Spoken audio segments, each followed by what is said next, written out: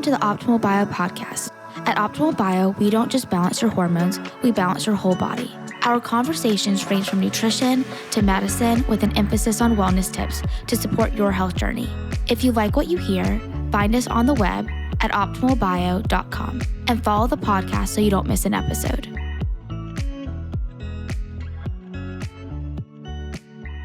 Thank you for joining another episode of the Optimal Bio podcast. Today we are joined with McCall McPherson, PA and founder of the Modern Thyroid Clinic in Austin, Texas. Thank you for joining us.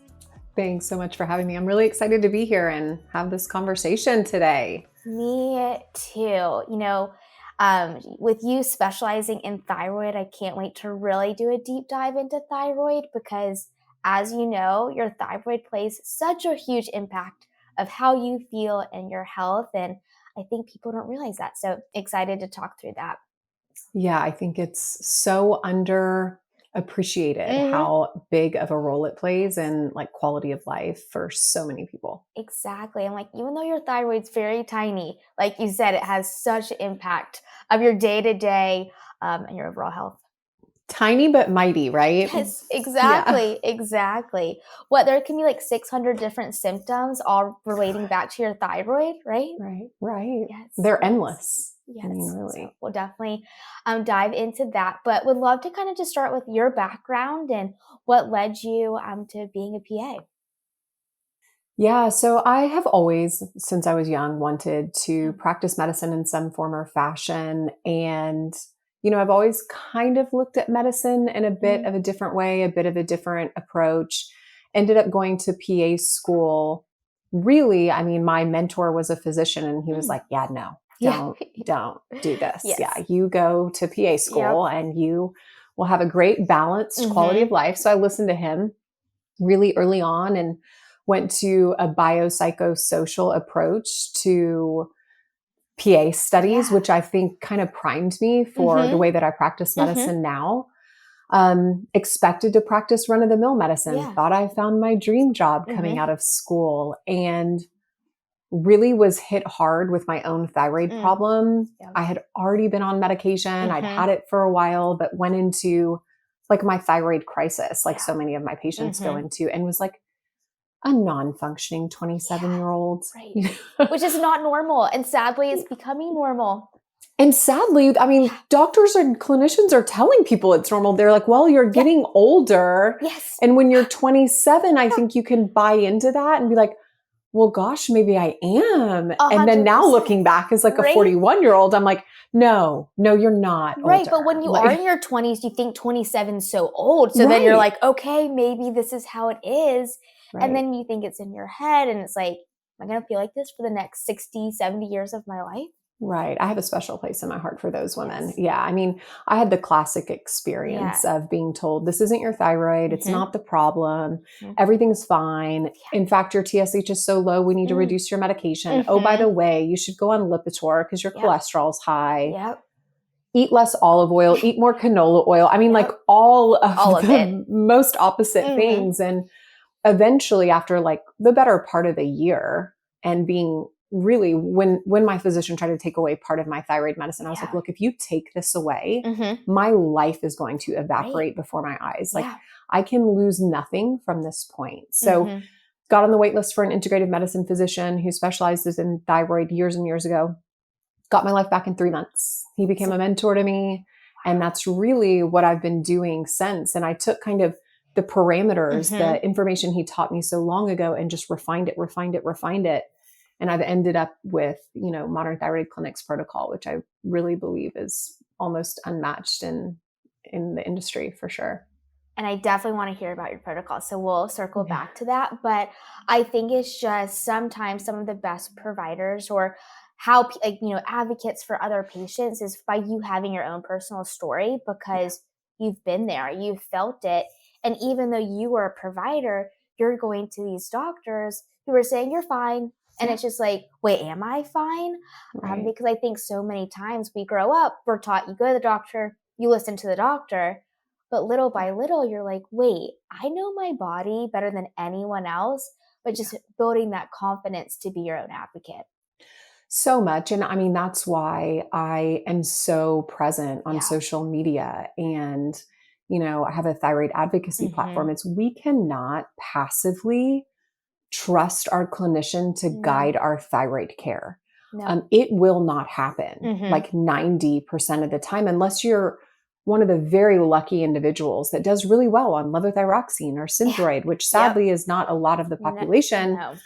You are not going to get where you need to be unless you are fully informed and really Exactly. understand and know how to navigate an extremely complex system, which again is like, I just release all the information as much as I can to these people so Mhm. that they can navigate it, because it is so confusing and it feels hopeless at times, I think. Exactly. And that's why, like, social media, there can be so many negatives, but there can be also so many positives, like with you sharing that education and then, can help so many people because, like you say, so many people are either being treated for thyroid, but it's not helping them, or they're not being treated for thyroid and they need to be treated for thyroid. And they may get what labs done every few years, might just be your TSH, Terrible and then you labs. go, right, yeah, and then you just go on and they're still not feeling good, and then it's going to cause other health issues. And again, too, like we talked about, and I don't think just like go over this. It's like that mental health aspect. Is like so many patients are told they're fine, it's in their head, or they're going to feel like this is normal, and it really affects someone's quality of life as well. And I think ultimately it like affects the way that they trust themselves, Yes. like it's so crazy, but I am not exaggerating when I Yeah. tell you 95% of women on their first appointment where they review their Yeah. labs with me, whenever I take them through their labs and Hmm. tell them what's happening, literally 95% Yeah. of these women look at me and they say, "So you're telling me I'm not crazy?" Yeah. Or, "So you're telling me this isn't in my head?" Right. Because they have been convinced by medicine Yep. that this is all fabricated, Hmm. that it's in their head. There's nothing anyone can do about it. And these women go on to get their lives back. So it is just Exactly. devastating how It many like is. millions of women Yeah. are just passively suffering because they don't know otherwise. Exactly. It's so devastating, and your health impacts everything, right? The relationship with yourself, your family, your friends, your job. And then so many other women then are also prescribed different things that aren't helping them, Yeah. right? And Yeah. then causing other issues. So true. I mean, I view this work as like Hmm. having generational impacts. Like it Yes. impacts women, but it impacts marriages, it impacts Hmm. children, family units, generations. Like truly, if we can Yeah. impact the lives of women, Yeah. we can impact so many other people that their lives touch. And it's a powerful thing. It is very powerful, and especially, I'm a woman, so maybe I'm a little biased, but women are very strong, right? So Yeah. they may not feel good, but they're just going to keep going, right? They And push through. exactly, and so it's like impacting that one person for her to feel better, and then having other people around them advocating for themselves and being able to grow from that. So true. I love it. We're so aligned. Yeah, it's that's why I'm like, I will talk to anyone and anyone about health and hormones Yeah. because I just want them to know, right? And just there's a solution. There's a hope, like you said. And I was reading the other day that on average, women are diagnosed with cancer 4 years after men Yeah. because women are told it's in their head and they're fine. And Right. I did a whole post on that a couple oh, weeks ago and brought that exact yeah, fact. 4 years yeah, because they're going to their doctor and everyone's like, "You're fine. yeah, It's in your head." yeah. They also wait 35% longer in the ER. Mm, And I forget the statistic, but so much less likely to get pain medicine. wow. Yeah. Yeah. Like, how sad Meanwhile, is we're that? just over here pushing through, like Right? getting stuff done for Yes. decades with a Yes. chronic debilitating thyroid condition Yes. that we now think, "Oh, well, this is just life. Life is like this." Right. And it doesn't really have to be, but we're just pushing through. Exactly. That it's just, yeah. And that's why it's like one person no to build it, right? So kind of let's jump into, I would say let's start with the thyroid panel, blood panel. I think that is such a needed conversation. So one, can you define for everyone what TSH does? Yeah. So Your TSH is a thyroid stimulating hormone. It's Mm-hmm. actually a hormone that's generated in your brain, and it sends a message to your thyroid to either increase production of Mm-hmm. hormone if you don't have enough hormone Mm-hmm. production, or decrease if you do have enough hormone Mm-hmm. production. It's on what's called a feedback loop. Regular medicine has kind of just assumed that this Mm-hmm. feedback loop is perfectly intact Mm-hmm. for everyone and is functioning just right. Mm-hmm. And in fact, it doesn't. I mean, research shows in 35% of people, it doesn't function Mm-hmm. well. I estimate that to be so much more. Oh, yeah. And then the moment someone gets put on levothyroxine, Mm-hmm. Synthroid, or a T4 based medication, that feedback mechanism is completely interrupted, and your TSH can no longer be a reliable marker to dictate what to do with your medicine. Not that it ever was, but Right. it is one small piece of the puzzle. Correct. And so many times when they draw your thyroid labs, they're drawing TSH only, maybe a T4, which doesn't show really any part of the story, let alone the full story of what's happening with your thyroid. Right. And generally, your TSH and your T4 mimic one another. Mm-hmm. So, largely, your TSH is a reflection of your Mm-hmm. T4. Your T4 is your inactive hormone, it's the first hormone your Mm-hmm. thyroid produces. And that's great and all is well. And we should know that. But that I give an analogy of crude oil. So Yeah. T4 is like crude oil. We can't put crude oil in our car to make it go, but we do need it to make gasoline Right. to put in our Right. car to make it go. We've got to convert it first. Otherwise, we have nothing but a bunch of crude oil in Mm-hmm. our garage and a gas tank that's on empty, right? Right. So even if we're checking TSH and T4 crude oil hormone, we are not determining what people's Mm-hmm. gas level is in Right. their car. And that's your free T3. It's your most important hormone. Mm-hmm. And the problem checking TSH and T4 is even more profound when someone is taking levothyroxine, which Mm-hmm. is T4, Right. or Synthroid, which is Mm-hmm. T4.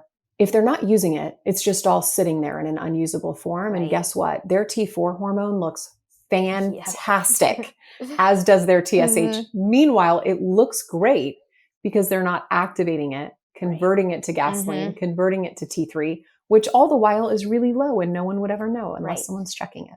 Exactly. And I'm assuming their symptoms probably aren't very good either. So that's why it's so important to, one, do a full blood panel, but also listen to the patient's symptoms. Absolutely. And I also very much advocate, and I know some functional medicine people don't, I very much advocate for checking reverse T3. Yep. It is an enormous piece of the picture. Yes. And directly influences someone's ability to Mm-hmm. absorb their T3, their active hormone, and gives it just a good indicator of what's going on in the body. So I definitely advocate for that as well. Oh, exactly. And what stress is happening in the body. Yeah. What other labs do you draw for your thyroid panel? Yeah. So I am a firm believer everyone needs to be screened and rechecked and monitored for Hashimoto's. Mm-hmm. So routinely we check TPO or Yep. thyroid peroxidase antibodies and thyroglobulin antibodies. Those are your Hashi panel screening labs, or the way that you're able to monitor the severity of someone's Hashimoto's. And then we also check for Graves' antibodies if there's any question at all, if someone has or ever has had Graves. And those are TSI, thyroid stimulating immunoglobulins, and TRAB, thyrotropin receptor antibodies. So much more than a TSH to see what's going on with their thyroid. Amen. Yes. And, what are the top, the symptoms that you see every day with your patients that are coming in? Yeah. So, it's fatigue, it's brain fog, it's weight gain, it's hair loss, it's depression, it's low libido. And then those are like the big ones. Yep. But, there's other ones: dry skin, brittle nails, brittle hair, constipation, depression, elevations in blood sugar and cholesterol, very, very common. That's why someone tried to put me on Lipitor at 27. Exactly. Thank God I knew enough to know better than that. But yeah, those are the big ones, and medicine, like we said, they underappreciate the severity of these symptoms and how truly devastating it can be for someone's life. Exactly. It impacts it. We talked about it before, but I feel like you can't overemphasize how your health impacts your life and how your thyroid impacts your health. Yeah. And then so much of the time it's women, like it's women during childbearing years or early family years where, instead of being able to enjoy their young children and play with them and do things, they are not enjoying it. They are barely getting out of bed. They are dredging through every day, Exactly. But they think it's normal and they're told it's normal, right? Well, you have little kids, so you're tired. Oh, you're stressed. And we see so many patients that are like, I feel so bad. I wish I knew this when I had little kids and I wasn't just trying to get through each day. It breaks my heart. Mm-hmm. I remember vividly a patient being like, exactly what you said. You're pregnant. Oh, you're breastfeeding. You have little kids. They're in elementary school. Oh, they're in sports. Oh, now they're in high school. She's like, well, now all my kids are gone.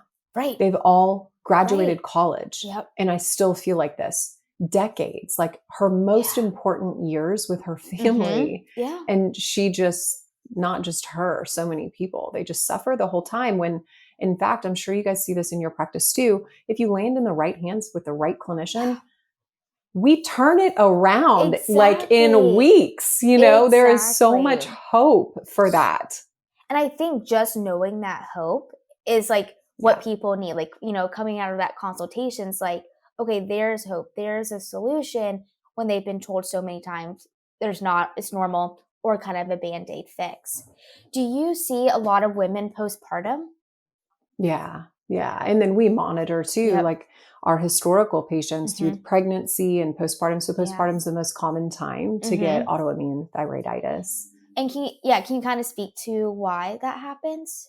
Yeah, for sure. So, when we're pregnant, our body puts our immune system in this lowered state. It's why you always hear when you go to the OBGYN, oh, well, you're immunocompromised. Oh, well, you have to be careful about the flu or COVID or whatever it is, right? Because you don't have a good immune system. Your body suppresses your immune system so that it doesn't get confused and attack the baby thinking it's a foreign invader, right? So it does that to protect the baby, to protect the pregnancy. Well, postpartum, obviously we have huge, massive hormonal shifts and that kind of thing, but we have big, big immune reactivation. And during that swing of reactivating your immune system, it almost becomes hyperactive and you are at the highest risk of autoimmune Hashimoto's or Graves. Postpartum, sometimes it can be transient, sometimes it can stay. A lot of women will be like, you know what, I was fine until after my second kid, and then I never felt the same again. And that's a very good indicator to go looking for autoimmune thyroid conditions or autoimmunity in general. Yeah. And that's like, I feel like hormones are not talked about as much as they should be. And especially around postpartum, it's just like no one talks about like what's happening to your body, what's happening after, which is sad. And then you go back to your OB, and of course there's great OBs. I'm not saying that, but they're kind of told not the right information or more of a Band-Aid fix when it's like what you just described is happening. And I think just knowing that could be so helpful, right? And then of course finding a solution to feel better. Right. And like can't be understated.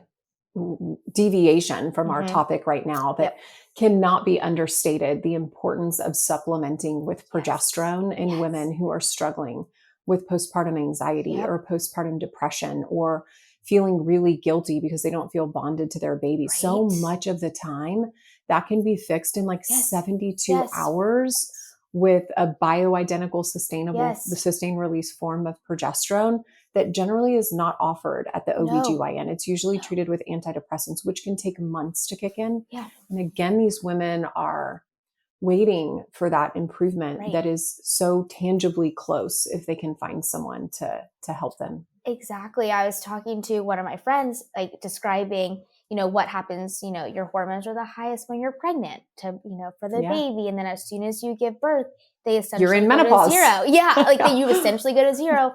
Why postpartum anxiety to depression? And she was like, I had literally no idea. Yeah. And then she was like, and I was like, that's why so many women are on an antidepressant, are not on an anti-anxiety. It really starts after that postpartum because they go to their OB.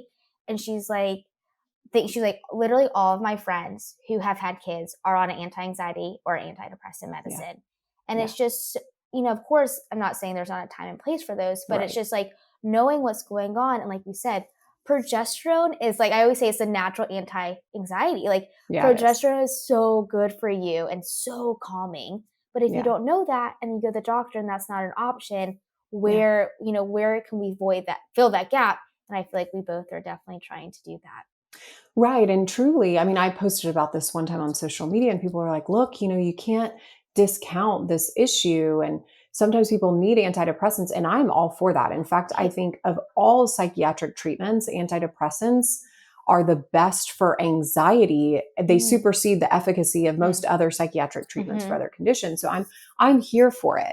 But it doesn't have to be an either or. It can totally be a both and, and you can get immediate relief with progesterone while you're waiting for some of those other mechanisms that historically and scientifically take a lot longer to kick in. Exactly. And we're in a society that we're getting sicker and sicker, and we should be getting healthier, right? We're in 2024 with advancement. So it's, why are we getting sicker?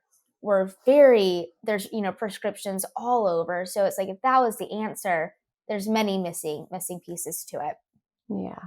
And then circling back to, the thyroid, how would you describe it? Like, in 2 sentences, the power of the thyroid, you said it's strong but mighty. So people could really understand the importance of our thyroid. Yeah. So I think your thyroid makes or breaks everything in your health, from your risk to diabetes and heart disease to your ability to enjoy every day and wake up and have a sense of vitality. It impacts basically every single mechanism of your body. So it is a foundational piece for health and quality of life. 100%. Like, you can't, that's why it's so important. That's why it's so sad when you see these patients that need thyroid help. It's so great that they're with you now, but it's like you said, they've suffered for so long, or the people that don't know that. Totally. It's my life's mission, basically professionally, to reduce the amount of time it takes between when a woman gets diagnosed, realizing her treatment isn't working, and when she realizes there's another way, or when someone gets told their problem actually isn't their thyroid, when it is. I want that amount of time that can be decades to be weeks. And how are you trying to fix that void? Yeah. I mean, I am trying to, from every angle, reach people, from podcasts. Thanks for having me. To social media, to, long-term, I'll be writing a book, to literally every modality. And then obviously our practice. I mean, the big thing that we're doing right now in our practice is this problem is not easily solved because there are not a lot of people who are trained in proper thyroid care. The reality is it's exceedingly difficult to find people proper care. So right now we are working so hard on expanding Modern Thyroid Clinic nationwide, and we will be nationwide, or at least 85% there by the end of this year. That's incredible. I know. So we are just trying to give access to these people, and the people we can't give access to, information, Exactly. Like, education's number one, right? And I feel like, your patient experience, it can also build, like, one patient by one patient. But, thinking about when people are like, what's, your plan for next year with Optimal Bio? And it's just like, we always say education's number one, but how can we expand that? And really trying to, so I was curious about your thoughts and just, providing that content. Do we do, webinars? Do we, that's why we love podcasts, bringing on people like you, just to have this conversation so people can, start learning and continuously to learn. It's so powerful. It really is. And I think people are in a phase now that they want to learn, they're wanting to engage with this information and take ownership of their health. That's why I always say, I'm like, maybe I'm hopeful, but I feel like the silver lining of these past few crazy years is that people want that education and want to find out more, and is questioning things, for the betterment of them, which is key. Agreed. And, lab panels, the normal ranges, optimal ranges, what would you, talk to that when you're looking at the panels, what are you looking for compared to what may say is normal? Yeah. I mean, the short answer is my ranges are this wide. And normal ranges are as wide as the buildings that we're sitting in. Right. So you can absolutely be debilitated and be within regular medicine's standard of what's normal. Also, for whatever it's worth to everyone listening, there actually is no standardized normal range for thyroid. So people need to know that it completely depends on your doctor, whatever lab you went to, and your doctor just scanning that form and seeing if anything's in bold or off to the side. It's completely dependent on what that lab says is normal. And, Quest Lab by my house is different than Quest Lab's normal ranges by my office. Right. Yes. So imagine the differences here. Yeah. And those normal ranges are based on averages of people in their system that are going there because they don't feel well. Exactly. They're not going there because they feel so great. They're curious what their thyroid labs look like. Right. Exactly. So now we're basing normal averages, optimal averages on sick people going to labs. So, I started kind of with the traditional functional medicine ranges almost a decade ago. And every 18 months since then, I've revised my ranges based on people's feedback of where do these people have symptoms versus where do they don't. And I've narrowed and narrowed and narrowed. Yep. And now I'm left with ranges that are so tightly controlled that I really do find if I get people into them, they get their lives back. So I'm all for perfect thyroid function. Anything less, and people are suffering. Exactly. And thyroid's so tricky. As you treat it every day. And I think just knowing, once you tell someone like normal lab ranges are the average of the sick population, that's what starts, and then their brain starts thinking like, oh, this is what I'm comparing to. And, and of course symptoms too. Like we have a picture hanging in our office and it's like, everything's normal. And it's like, but the patient had a list of symptoms and it's like sad, but true. Right. And oh yes, I've been that patient. And then the last thing to kind of add to that conversation is a few years ago, a study came out that said, look, people aren't getting better unless their TSH is above 10. They're not getting better with treatment. So we need to just not treat them. We need to wait until their TSH is above 10. Now, sadly, a ton of clinicians have adopted that study as their standard of practice. Yeah. A ton. And instead of looking at that study and saying, you know what? Maybe this medicine we're using is not working. Right. Because it was based on one size fits all. Everyone's on levothyroxine, which honestly doesn't work for so many people. Yeah. Instead of looking at the study and being like, maybe we should consider looking at a different medication route. Right. No, it's actually, we just need to wait till these people get so sick that they in fact feel better from the terrible treatment option that we're offering them. No, exactly. Which it's so sad. It's like so much of medicine is like that. And then when you're waiting for so sick, then other issues happen. Right? Then they have diabetes by then. Like they're on disability if their TSH is 10. Like they are non-functioning members of society. Exactly. It's very sad. And that critical thinking, I feel like is so lost in today's world. And like, especially medicine, it's when you need to have that critical thinking and that continuously learning and that studying. And I have never seen critical thinking fail in medical studies more repeatedly than I have seen it happen with thyroid.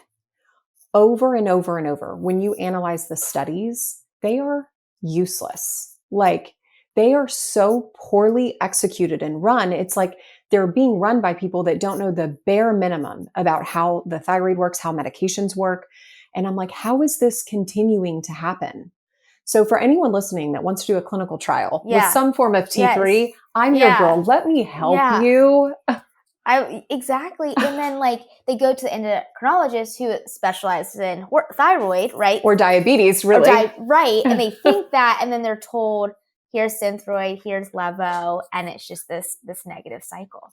Yeah. And we have to break that cycle in medicine. We really do, because levothyroxine is the number one prescribed medication in the country, really has been for the majority of the last 5 years. It doesn't work for a huge percentage of people. And so we've got to break the cycle. And I think we're doing a good job today trying to spread that message of breaking it, but one step at a time. And just remembering like, it has to be that continuous conversation too, because, there's so much information that people are getting elsewhere that's not correct, but maybe a doctor said it right. So just having that continuous conversation with our patients and building it out, and people are feeling better. And then ultimately, my goal with my patients and what I share publicly is I want people to be an informed, empowered consumer of their healthcare. I actually want them to be able to make educated, informed decisions themselves together in my practice, at Modern Thyroid Clinic, but also like 2, 5, 20 years down the road. And so, with that education comes the ability to make those decisions effectively Exactly. for your health and your life. 100%. And that's what we say. We're like, hey, like, this is what we do. This is why, but making sure that they feel confident when, 20 years down the road, if they go to their PCP the next week, that they feel confident in them to ask questions, right? To not just say, okay, but to be able to ask questions and advocate for themselves, or others if necessary, because it's so powerful. Had an experience with healthcare system the other day, and it's just such a reminder that a change is so needed, so needed. Same. I mean, I have a special needs daughter, and I took her to her pediatrician, her like special needs pediatrician, and they just gaslit me so bad for so long. And I left there infuriated. And a lot of it was the nurse that was doing it. And I was like, if I was a normal person, there's a good chance this would keep me from going back and taking my daughter. One, I'm going to switch care inevitably anyway, but I need to go back one more time. And I'm like, this would keep many people from coming back and getting that care. Just so not okay. Right. And that's the worst part. It's like, what if I was someone else? It's like, which is the 90% of the world that's not in healthcare, that trusts their doctor, that thinks that knows what's best for them, and just their, superior. And no. And then especially when you bring your kids into it, like you want the best for your kids. So then it's like, what if I don't do what they say? Is something bad going to happen? It's sad. But thankfully we have people like you that are doing the good fight and building that, because you can't, like we talked about, health is the foundation for everything, and you can't get around that, right? Yeah. And, we can't not talk about nutrition, right? When it comes to any health, especially your thyroid. So what kind of, do you advise your patients, or just general nutrition principles? Yeah. So I kind of am a little bit unique in the nutrition approach, I think, for the functional integrative medicine sector, in that I want my patients to have some level of food freedom in whatever form they can. I think over extremism is pervasive in my field of medicine, and I think it's equally as damaging as the standard American diet. So I have a couple of policies. One is I never ask my patients to do things I have not done and will not do again myself. So I utilize a lot of intermittent fasting. Intermittent fasting is a very potent way to reduce inflammation, take some of the burden off of your body. I see it reduce antibodies all the time for Hashimoto's, specifically. And then we utilize food testing. So I try not to just blanket assume, hey, everyone needs to go on this really strict diet for the rest of their lives, So we utilize food testing. There definitely are patterns within that food testing that I see in autoimmune thyroid patients, which, number one is dairy. It's definitely the food group that I see most common. And number two is gluten, obviously. So those are some big contenders. I still tell people, look, everyone does not need to go gluten-free, dairy-free. I always advocate for test and retest. Like, if you think you want to try to change your diet and you can't have access to food testing, pick one. Try dairy, test your antibodies before, go 3 months dairy-free, test them after, see how your body responds. But my whole thing is I want to take away a limited amount of foods and really try to heal the body's mechanism to deal with foods, and then the mind frame around food being kind of the enemy for so many women for so long. And I mean, that's not generational, right? And I think too, just going back to the education piece, I don't think people realize the power of food. Like, it's either helping you or hurting you. So I think just having that conversation. So like, okay, wait, like this is affecting how I feel. And like you said, anything that's so like restrictive, you're not good. You want it to be a lifestyle, right? And to be able to, okay, do like piece by piece, and then they start feeling better, so they understand the why, and not just like, don't eat gluten ever again. It's like, okay, well, what does that even mean, right? Right. And also, like, think about it as inclusive too. Like, one of the big things I talk with my patients about is green juice. Like, I literally have, it's not green, but it's yellow.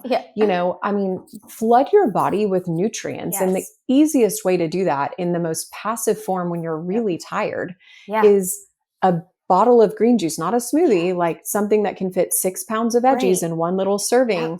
And you can drink that, flood your cells, flood your body with all of these micronutrients that facilitate healing and health. And you don't have to put in a ton of work. Even if you had a few of those a week, that's more veggies times 3 than most people get. Exactly. Than even before, and it just starts building. Yep. I've been gluten-free since 2019, and people were like, "Oh, is it so hard?" I'm like, no, like, guys, I felt so sick. So like, bad. It didn't even dawn on me to want to go back. And it's just, having that space to educate and for people to start feeling better. So that it's not, like you said, just adding on the good and not feeling restrictive.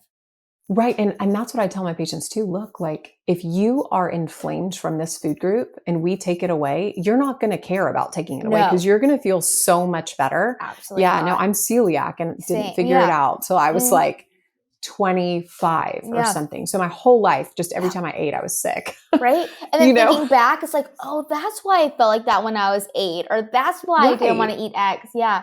I was 29, I think, when I found out. Yeah. Yeah. I mean, I vividly remember trying to go as long as I could without eating because I felt so sick, and anytime we went out to eat, I had to leave in the middle of the meal and go lay down in the car. So yeah, there's no going back like when it's that bad, but even when it's less severe, when you take it out within weeks, I mean, people feel better and it's like, no, I don't care about that because my quality of life is so much better. Right. Whereas if you take away so many things, they don't know what's making them feel better and it can get overwhelming. Exactly. And you want a lifestyle. You don't want these peaks and valleys, because that's what wellness is, right? Yeah, you want to be well, right? Exactly. You want to be healthy. Exactly. You don't want to be living in this little box trying to control everything. Absolutely not. Because it's like, then stress is bad, right? So then if you're stressing about that, and it's a balance. It's a balance. It's a balance. What about working out? Yeah. So, I mean, my big thing with working out is my underlying thing is, look, you never work out to the degree that you're left feeling more tired later that day. You need to feel as energized or more energized later that day. Otherwise, you're taxing your adrenals, which is not something you want to do when you have a thyroid problem. Yes. And my favorite forms of exercise are like yoga, even, bar is good. I love walking. I love weight training. Yes. Slow, not circuit, but just slow. Your heart rate doesn't need to go to 180. But those few things together can be super powerful, especially for thyroid patients that need to keep up that metabolic function. So powerful. And I think especially in the past few years, and I think we've started going more toward the strength training. Yeah. But when, HIIT was so popular, and again, there's time and place depending on the person. Yeah. But I think people don't realize too, especially with thyroid, especially with autoimmune, and just every day, is adding so much inflammation to your body. HIIT and CrossFit are like no-goes for my patients. Yes. Yeah. They're actually some of the sickest people that I see are those people that really overtax their adrenals exercising. Yep. Exactly. Like, I had no idea. Like, a few years ago, got really sick, multiple reasons, and I was doing HIIT every day, and I thought that's what I was supposed to be doing. And but moving your body is so important, but doing it well. I think people too forget about the power of walking. Like, walking is so good for your body. It's so good for so many reasons. Yeah. And it's just very low stress. Yeah, no, people do forget the power of walking. I love it. I have my little walking treadmill right over there. Yeah, I love that. I know all the time I'm like, I need to walk more. But I tell people, I'm like, walking is so important. And then lastly, I think you must see this every day. We see it all the time. And I feel like it's a hot topic, but hair loss, right? Why are people losing their hair? And there's so many pieces to it, right? So kind of just talking about what some causes of hair loss and what can help with hair loss. Yeah. It's funny.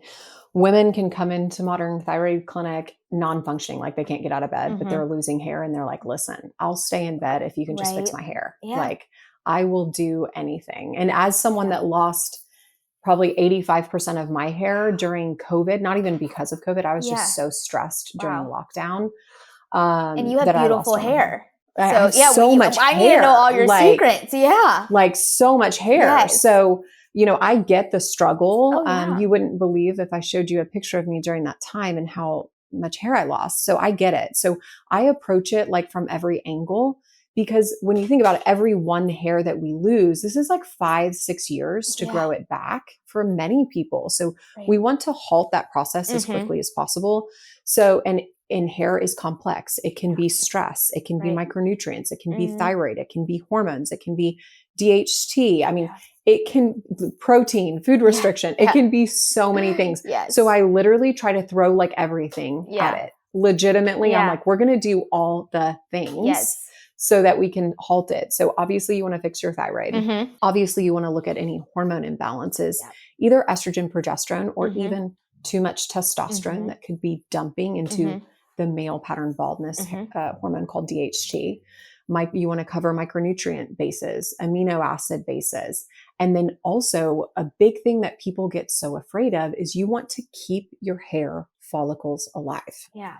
The thing that you do not want to happen is as you're shedding, for those hair follicles to go dormant and never regrow hair. So, obviously work with a clinician to get your hormones in order, but I love Nutrafol. Nutrafol covers a ton of micronutrients. Yes, that's good to know because everyone says they love it, but like I want to know from the source. I've been using it for like 6 years. Yeah. Wow. I'm ordering that once we get off. Okay. Probably more like 8, maybe even. Yeah. So, I've used it forever. Okay. You do have to keep a little eye. I'm so hoping eventually they make an iodine-free version. It does have iodine in it. So you want to watch antibodies for exacerbation, but Nutrafol is my favorite. Collagen protein, specifically with the type of collagen for hair, skin, nails. Vital Proteins makes one. It's the pink version. That's great. A scalp stimulator, red light therapy on your scalp.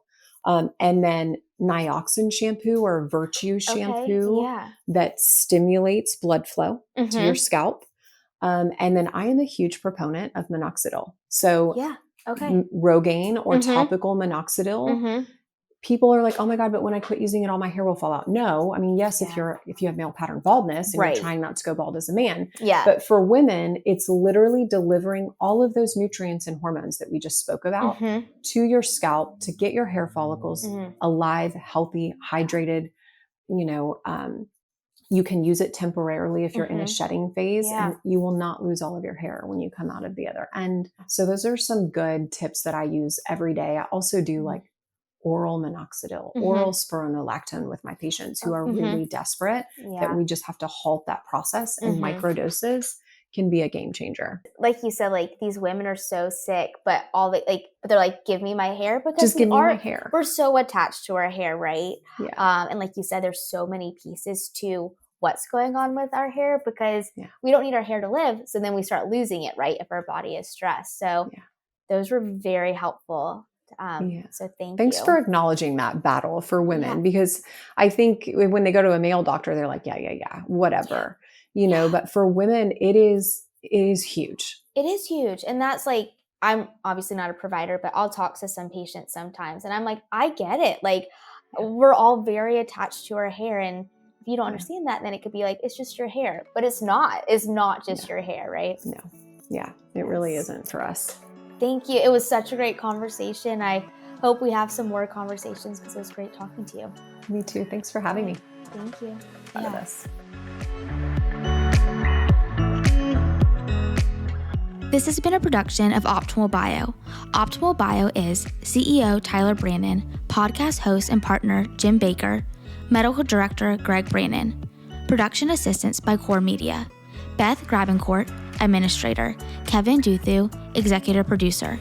The podcast can be found on our website, optimalbio.com, on Apple Podcasts and Spotify. Our theme song is Sunwave by Paradiso, provided by Epidemic Sound.